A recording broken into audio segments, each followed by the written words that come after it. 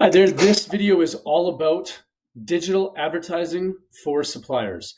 I am joined with Johnny Wenzel, our Manager of Marketing Science, as well as Wade Horb, our Vice President of Sales.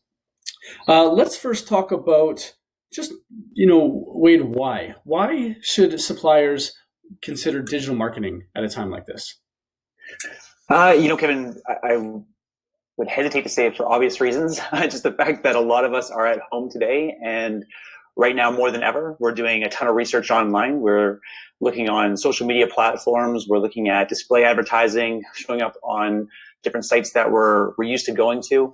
I think we're looking for different types of messaging. We're trying to maybe gather ourselves to go, okay, so what didn't I have time to do in the past that I now have time to do today? What do I need to learn about?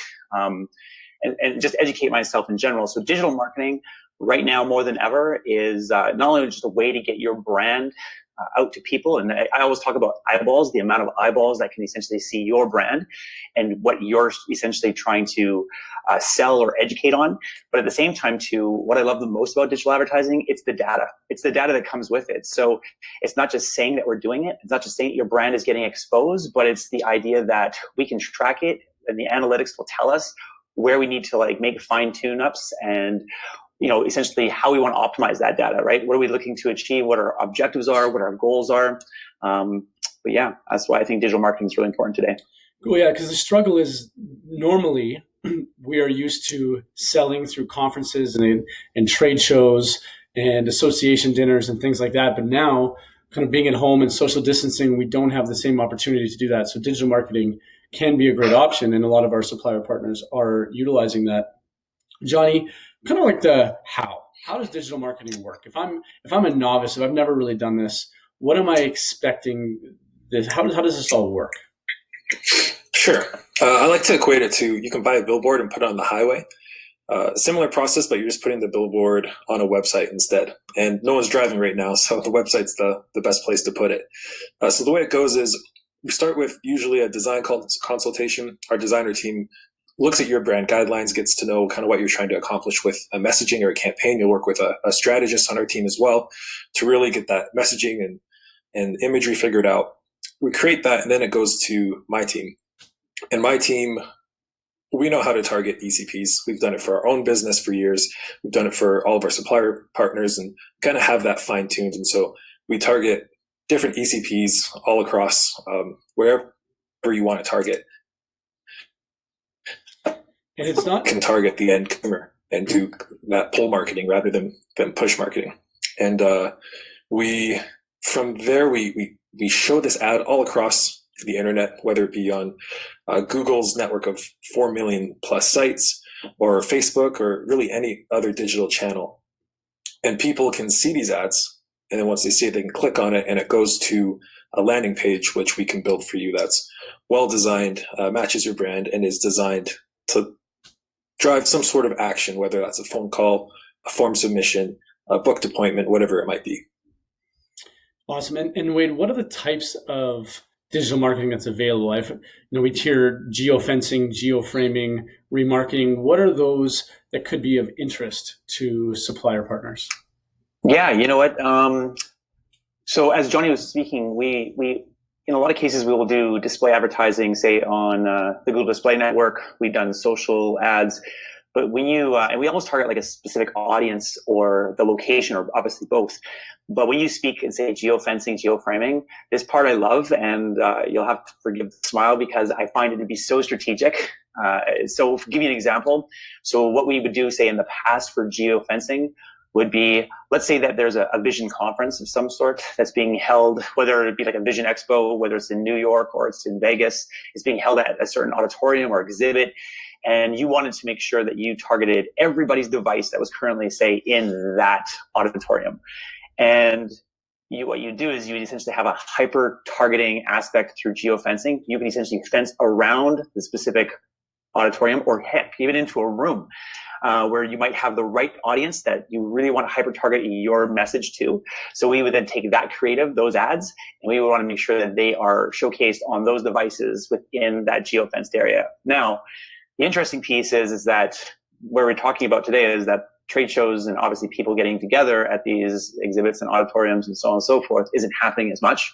So you did mention something like geoframing. Now this is another cool piece because so for all those that attended, say, all those trade shows in the past, so whether they be, regardless whether they are in the United States or in Canada or wherever, we can essentially take almost up to an entire year's worth of data that has happened. Like we can track all the devices up to a year in the past, and we can go and actually structure ads and location targeting to the one who is actually at those trade shows at that time.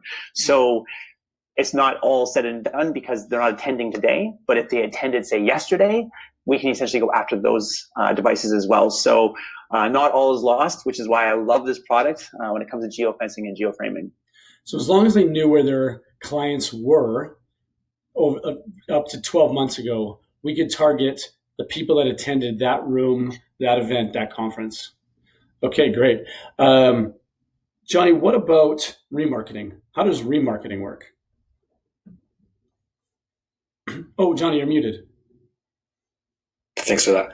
I love remarketing.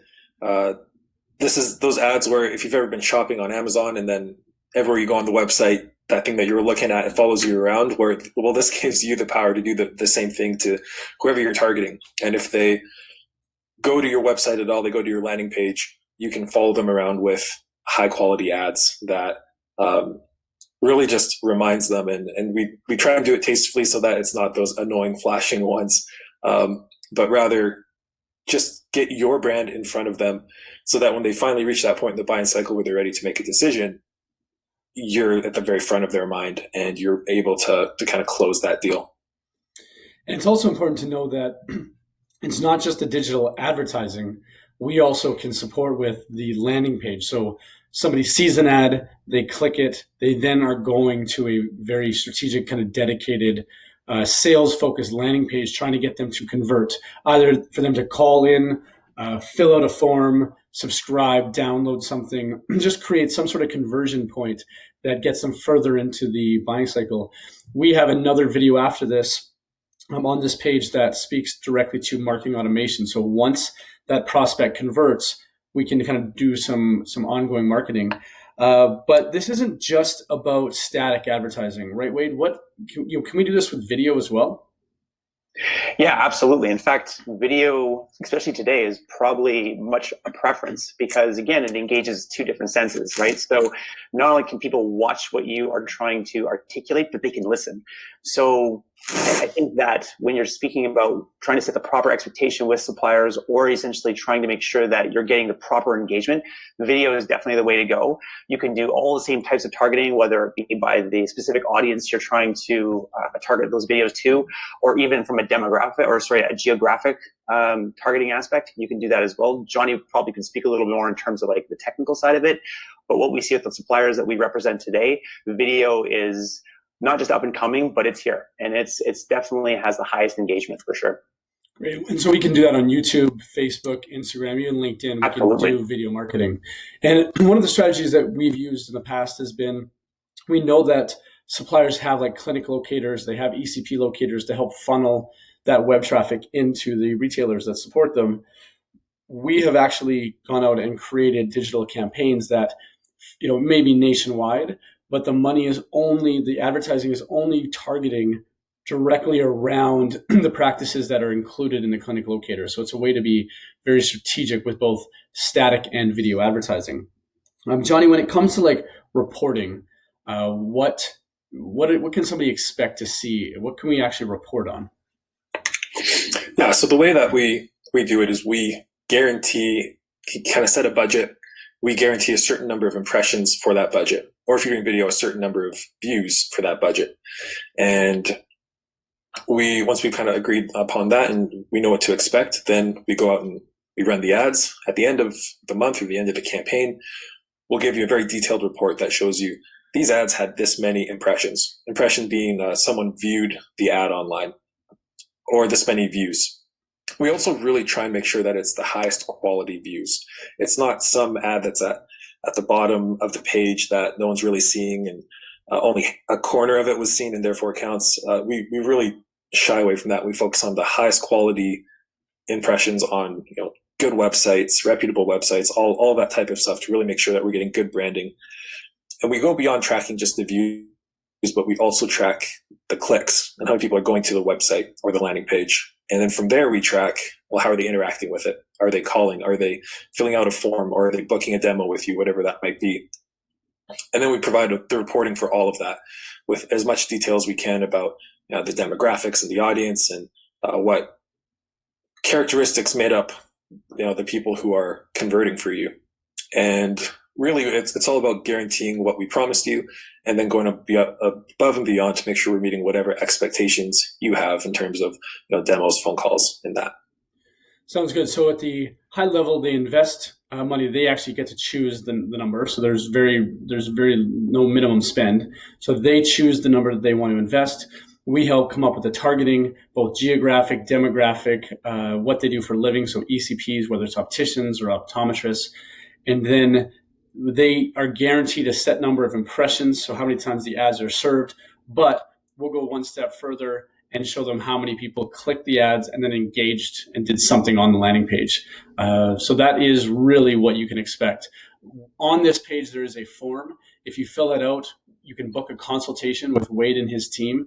Together, you build a kind of a plan to achieve objectives, budgets, all of that. So fill the form out, and we're happy to work with you. Thank you.